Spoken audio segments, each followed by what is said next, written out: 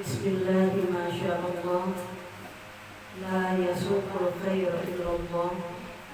Bismillahi ma sya Allah, la yasrifu su'a illallah. Bismillahi ma sya Allah, ma kana bi ni'matin fa minallah. Bismillahi ma sya Allah, la haula wa la quwwata illa billahil aliyyil azim. Ashhadu an la ilaha illallah wahdahu la syarika lah, wa ashhadu anna Muhammadan abduhu wa rasuluh la nabiyya ba'dah. Allahumma shalli ala sayyidina Muhammad wa ala alihi wa sahbihi ajma'in, amma ba'du. Qala rabbi shrah li sadri wa yassir li amri wahlul 'uqdatam min lisani yafqahu qawli. Amin amin ya rabbal alamin. Yang saya hormati para alim ulama di mana saja berada, wabil khusus ulama setempat. Yang saya hormati penanggung jawab daripada Odoj, Ibu Santi beserta jajarannya, serta ibu-ibu para jamaah yang mudah-mudahan kita semua Allah senantiasa berikan kesehatan walafiat dan juga keberkahan umur kita. Pertama-tama mari kita panjatkan puja dan puji syukur pada Allah Subhanahu wa Ta'ala atas segala nikmat dan karunia yang diberikan kepada kita semua, terutama nikmat iman, nikmat Islam, nikmat sehat, dan tentunya nikmat kesempatan, sehingga pada pagi hari ini kita berkumpul di ruangan ini dalam rangka melaksanakan salah satu kewajiban kita, yaitu menuntut ilmu. Mudah-mudahan datangnya kita ke tempat ini semua akan menjadi catatan amal soleh kita di sisi Allah Subhanahu wa Ta'ala. Shalawat teriring salam mari kita sampaikan pada junjungan baginda Rasulullah sallallahu alaihi wasallam. Mudah-mudahan kita semua termasuk umatnya yang akan mendapatkan syafaatul uzma fi yaumil qiyamah kelak. Amin amin ya rabbal alamin. Ibu-ibu, para jamaah sekalian yang dirahmati Allah Subhanahu wa Ta'ala, mengawali daripada kajian kita pada pagi hari ini, yang alhamdulillah saya melihatnya ibu-ibu sudah memiliki kitabnya. Ya, berarti bulughahnya sudah mulai diterapkan. Ya, yang menjadi syarat orang belajar diantaranya adalah bulughah, bekal, ya, perangkat yang harus kita miliki di saat kita ingin menuntut ilmu.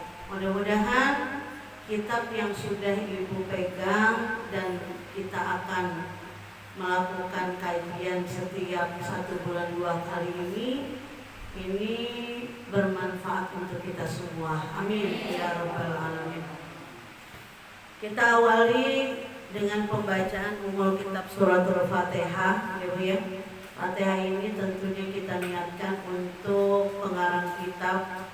Mudah-mudahan ilmu yang akan kita kaji pada pagi hari ini akan menjadi ilmu yang bermanfaat fid din wa dunya wal akhirah, dan juga Allah senantiasa memberikan keringanan bagi kita semua untuk mengamalkannya.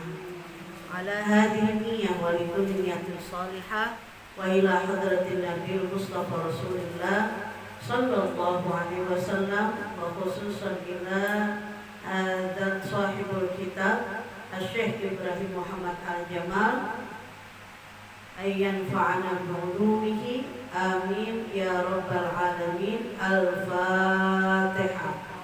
A'udzu billahi minasy syaithanir rajim. Bismillahirrahmanirrahim.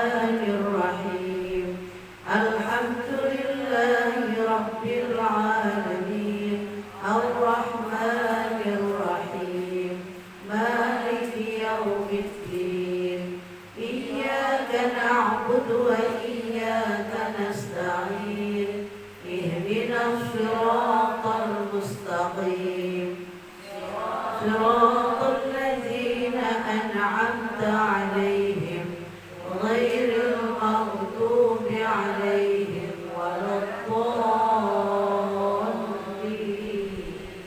Amin. Amin amin ya rabbal alamin. Mudah-mudahan sesuai dengan apa yang kita niatkan dan juga Fatihah kita diterima oleh Allah Subhanahu wa taala. Ibu-ibu yang dirahmati oleh Allah, mari kita buka kitabnya mulai dari bab thaharah. Ya, bab thaharah itu halaman berapa?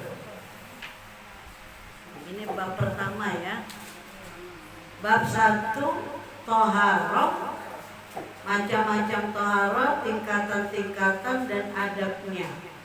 Wudu dan berbagai masalah yang berkaitan dengan haid, nifas dan istihadah, mandi, membersihkan najis, sunnah-sunnah fitrah dan berbagai masalah lainnya yang berkaitan dengan kebersihan wanita. Ya, baik ibu-ibu sekalian, langsung kita masuk kepada bab thaharah. Bismillahirrahmanirrahim. Qala mu'allifu rahimahullahi ta'ala wa nafa'ana wa bi'ulumihi amin amin ya rabbal alamin. Bab thaharah, bab menerangkan thaharah. Bab menerangkan thaharah. Thaharah menurut bahasa itu artinya bersih. Ya, thaharah menurut bahasa itu artinya bersih. Sedang menurut syara itu adalah agama. Ya. Thaharah berarti sucinya musolli, orang yang sholat. Apa yang menjadi sucinya itu adalah badannya, pakaiannya, dan tempat sholatnya dari najis seperti kentut. Ya, ini kita masuk kepada definisi dulu. Ya, kepada definisi. Ya, biasa Bu ya, kalau dalam setiap bab itu pasti akan didahului dengan definisi pendahuluan. Ya, maka saya ulangi lagi. Thaharah itu secara bahasa artinya bersih. Kalau thaharatun itu kan bahasa Arab, diartikan secara bahasa Indonesia adalah bersih. Jadi kita belajar tentang thaharah adalah belajar tentang kebersihan. Ya, lebih luas lagi menurut agama bahwa thaharah itu berarti sucinya musolli. Siapa musolli? Orang yang akan sholat.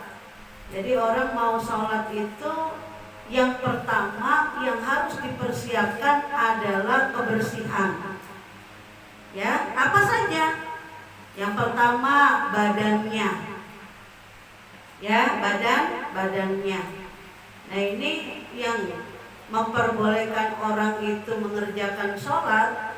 Yang dimaksud dengan bersih badannya itu apabila orang yang sholat itu dalam keadaan najis, dalam artian hadas, bukan najis ya, dalam keadaan berhadas, ya umpama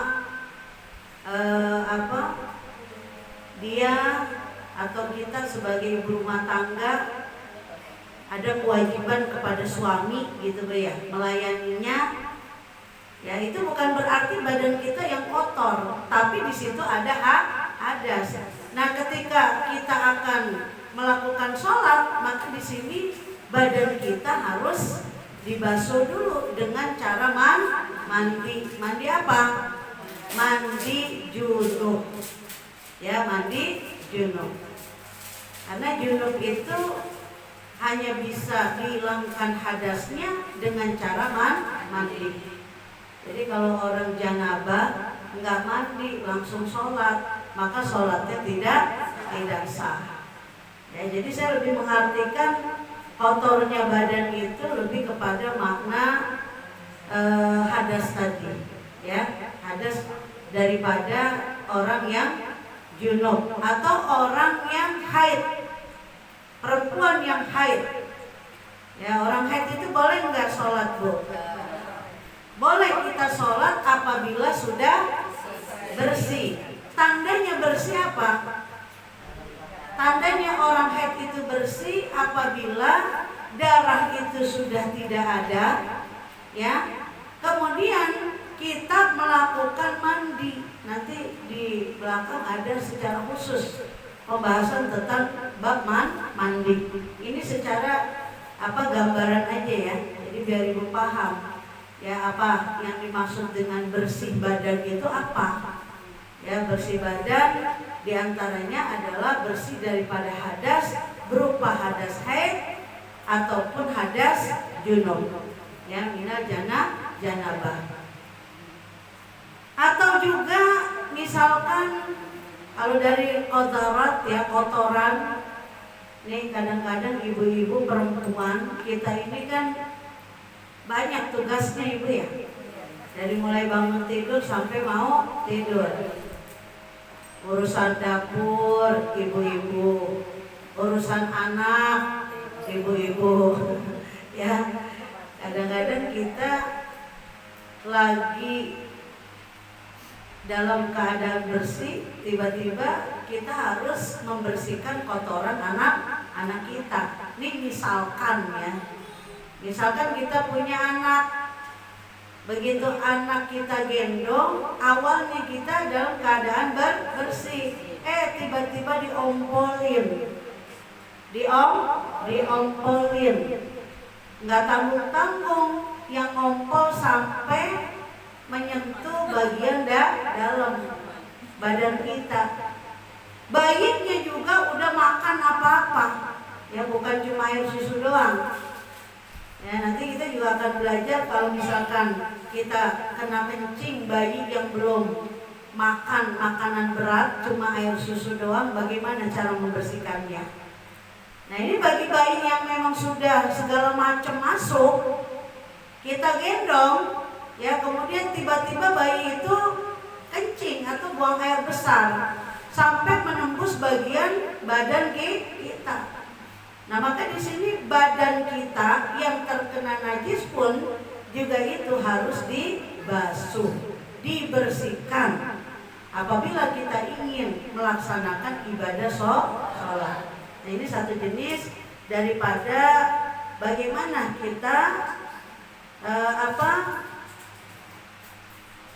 menghilangkan najis dengan cara toharoh daripada badan kita.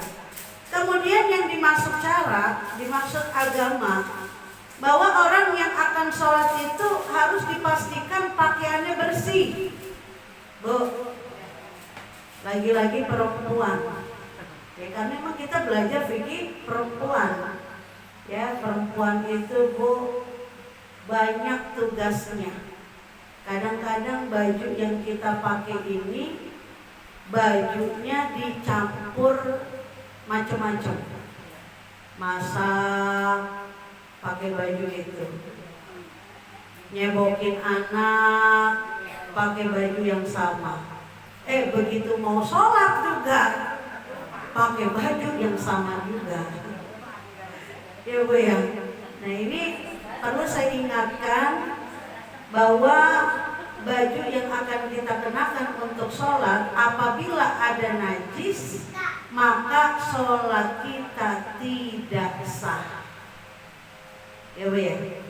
Jadi walaupun ibu benar wudunya, tapi ternyata ketika ibu tadi nyebokin anak, umpamanya nyebokin cucu, ya, atau kita buru-buru kencing kemudian kena cipratan, ya Bu ya, maka baju kita yang tadinya bersih jadi najis.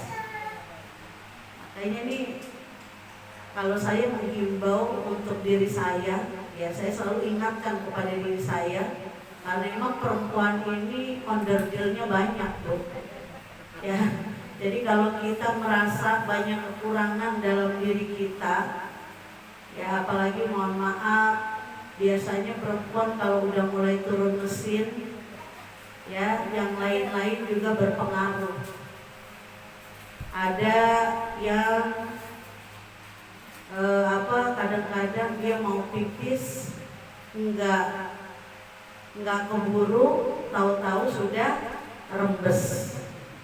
Atau misalkan kita pergi ya ke suatu tempat yang jauh, ya, kita tahu dengan kekurangan kita bahwa kita ini mudah capek, dan ketika capek kadang-kadang mengeluarkan mazi.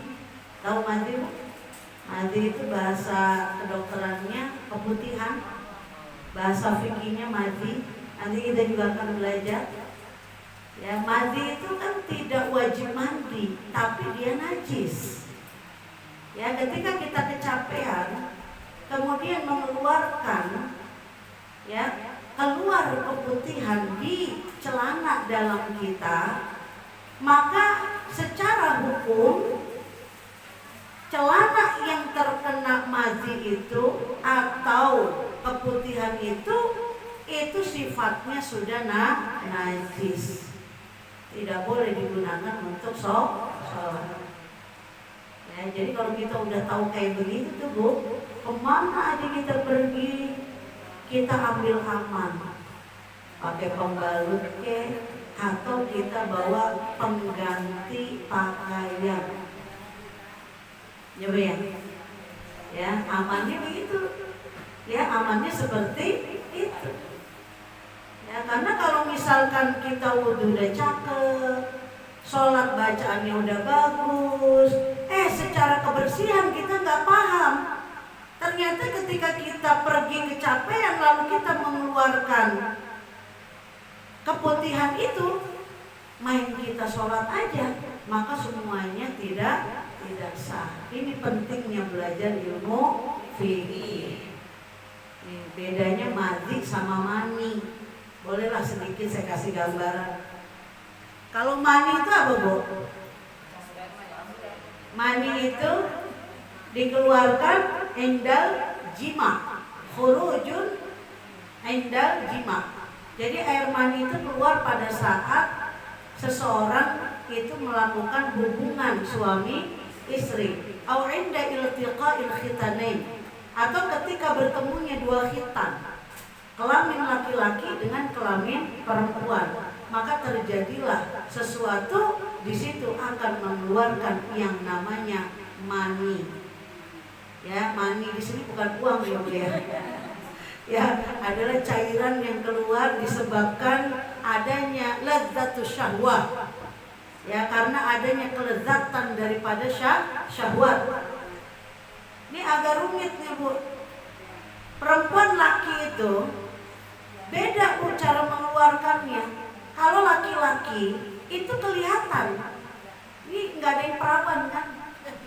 Semuanya udah pada emak-emak kan? Ya, agak sedikit vulgar nggak apa-apa, memang harus seperti ini. Ya, tapi bagi seorang perempuan, ya, itu terkadang kita tidak tahu sebenarnya ini udah keluar apa belum sih. Nah, itu bisa ditandai dengan apa? Dengan adanya rasa kelezatan yang luar biasa, itu sudah dipastikan mengeluarkan air mani. Lalu apa bedanya air mani dengan air mazi? Kalau mazi itu kan bisa keluar inda ta'ab, ketika kita capek. Wa inda muqaddimatul jima. Kita bercanda sama suami kita Bu. Bercanda ini sampai guling-gulingan. Ada yang bercanda sampai guling-gulingan ya. Belum melakukan hubungan suami istri, biasanya pakai muqaddimah dulu kan, sentuh-sentuh sana sini. Tiba-tiba ada yang keluar, itu bukan air mani. Itulah yang disebut dengan air mazi. Ya, pendahuluan ketika orang ingin melakukan jima. Lalu secara hukum apa bedanya dengan air mani dengan mazi? Mani itu tidak najis, tapi mani itu wajib mandi. Ya, air mani itu mohon maaf Bu ya, umpama suami istri berhubungan badan, tiba-tiba air maninya netes, kesepre. Itu spray ibu kagak cuci nggak kenapa-napa, tidak najis. Tapi kita yang melakukan hubungan tadi itu wajib mandi. Beda dengan mandi. Mandi itu tidak wajib mandi, tapi dia najis. Ya, baru tahu apa udah pernah tahu? Udah pernah tahu. Alhamdulillah. Nah, biasanya mengeluarkan keputihan atau mati itu kebanyakan perempuan yang mudah sekali mengeluarkannya. Ya. Jadi kalau kita capek, stres, keluar. Nah, itu celana yang udah kena daripada air mandi tadi tidak boleh digunakan untuk sholat. Ya, maka di sini menurut pengertian adalah secara syara kebersihan daripada pakaian yang kita gunakan ini harus kita yakini benar-benar bersih daripada najis. Ya, kalau saya malah justru menghimbau kepada kita, terutama diri saya sendiri, Bu, sebaiknya kita ini punya baju khusus untuk sholat yang kita gantungkan di tempat sholat, bersih, suci. Ya, jadi ketika kita dari dapur, dari ngurusin anak, dari nyuci, dari ngegosok, dari segala macam pekerjaan kita, begitu udah selesai, kita lepas ke baju, kemudian kita mau sholat, kita ganti baju sholat kita. Ada yang udah seperti itu? Alhamdulillah. Itu kalau di rumah. Sekarang masalahnya kalau di luar. Apalagi ibu-ibu kan demen banget jalan-jalan kan gitu. Ya, padahal kita banyak udurnya. Ya, makanya menjadi seorang perempuan sebenarnya yang fitrah itu kan sunnahnya kebanyakan di rumah. Tapi dalam kondisi saat ini yang memang perempuan itu multifungsi, kadang-kadang jadi ibu, kadang-kadang membantu suami dan lain sebagainya, maka kita harus mengerti benar bagaimana menjaga kebersihan ketika kita mau sholat. Ya, jadi kalau kita pasti tahu kelemahan kita seperti apa. Ya, kalau kita udah tahu lemah begitu, ya udah kita siapkan perangkatnya. Ya, kalau kita mau pergi jauh-jauhan dikit, udah pakai pembalut aja deh, biar kagak rembes kan gitu. Mau head enggak head pakai. Atau bahasa orang sekarang itu ada yang namanya panty liner. Ya, begitu kita kencing, kita buang ke panty liner, kita perhatikan celana kita bersih apa kagak, bau enggak nih. Karena najis itu bisa dilihat dari 3 hal. Yang pertama baunya, yang kedua warnanya, yang ketiga rasanya. Ya, tapi gak usah ibu jilat ya. Rasa itu gini, dari penciuman itu sudah tercium. Oh, amis. Oh, baunya tidak enak kan, seperti itu. Ya, itu bisa dilihat. Jadi najis tadi itu ya, jadi bisa dilihat tadi apa? Baunya, rasanya, warnanya. Jadi kalau warnanya sudah terlihat berbeda dari kebiasaan, berarti ini sudah menunjukkan adanya najis. Paham Bu sampai di sini?